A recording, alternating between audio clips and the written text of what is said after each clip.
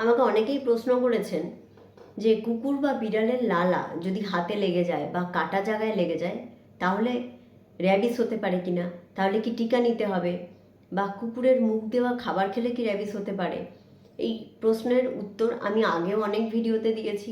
কুকুরে কামড়ানো, বিড়ালে কামড়ানো নিয়ে আমার অনেক ভিডিও রয়েছে। আজকের এই ভিডিওতে এই প্রশ্নের উত্তরগুলো দেওয়ার চেষ্টা করব।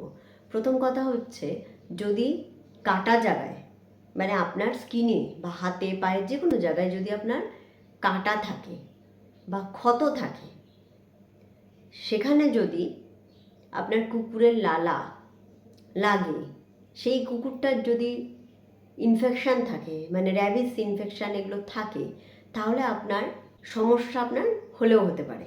এবং তার জন্য আমরা বলে থাকি যে যদি কাটা ঘায়ে যদি কুকুরের মানে সেটা যদি পেট না হয়, মানে আমাদের পোষা কুকুর না হয় বা পোষা বিড়াল না হয় যাকে আমরা টিকা দিই, যদি রাস্তার বিড়াল কুকুর হয় তাহলে আমরা বলি টিকা নিয়ে নিতে। যদি কুকুর বিড়াল কামড়ায় বা আঁচড় দেয় বা নখের আঁচড়ও যদি দেয়, তাহলেও অবশ্যই আপনাকে টিকা নিতে হবে এবং জায়গাটা ভালো করে ধুতে হবে। অনেকে আমাকে কমেন্ট করেছেন যে কুকুরটা 10 দিন হয়ে গেছে, 7 দিন হয়ে গেছে বেঁচে আছে, তাহলে কি আমায় টিকা নিতে হবে? আমি বারবার বলছি যে কুকুর বেঁচে আছে কি না সেটা দেখার জন্য আপনি যে সময়টা নষ্ট করছেন তাতে আপনার শারীরিক ক্ষতি হতে পারে। তাই যখনই আপনাকে কুকুর বা বিড়ালে কামড়াবে বা সামান্য আঁচড় দেবে, সেটা বাড়ির কুকুর হোক বা বাইরের কুকুর হোক, বিড়াল হোক, অবশ্যই আপনি টিকাটা নিন। টিকা যত তাড়াতাড়ি সম্ভব নিন। সেটা আমরা বলে থাকি 48 ঘন্টার মধ্যে নিলে সব থেকে বেটার হয়, আর তা না হলেও আপনি যত তাড়াতাড়ি সম্ভব সেটা নিন। এবং টিকার সঠিক ডোজ হচ্ছে 4টে ডোজ, যেটা অনেকেই আমাকে বারবার কমেন্টে বলছেন যে 3টে ডোজ নিয়েছি। 3টে ডোজ নয়, সঠিক ডোজ হচ্ছে 4টে ডোজ।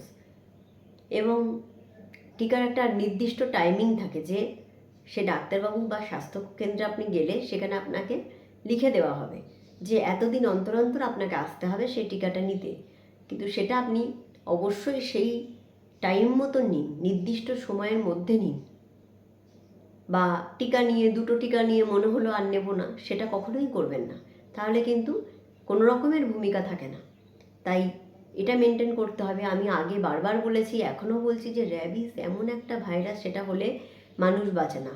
তাই এই টিকা, এবং সরকার থেকে এই টিকা ফ্রিতে দেওয়া হয়, এই টিকা অবশ্যই নিন, ভ্যাকসিন নিন। এবং যদি রক্ত বের হয়ে যায় ইমিউনোগ্লোবিউলিন নিন।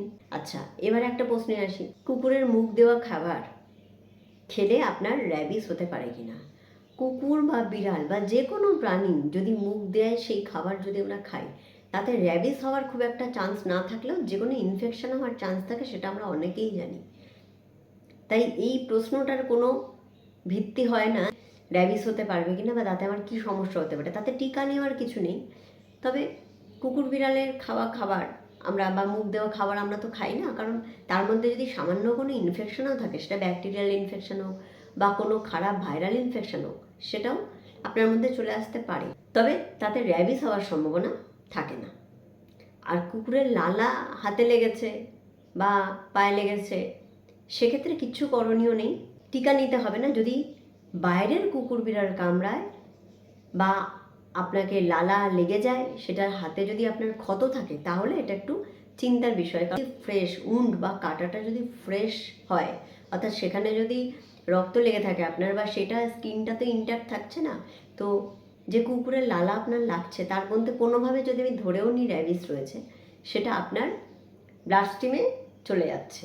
তাই আপনার ক্ষত জায়গায় যেটা ফ্রেশ একদম সঙ্গে সঙ্গে কাটা, সেই জায়গায় যদি লালা লাগে, আমি বলবো অবশ্যই টিকা নিয়ে নেওয়া ভালো আপনার সেফটির জন্য।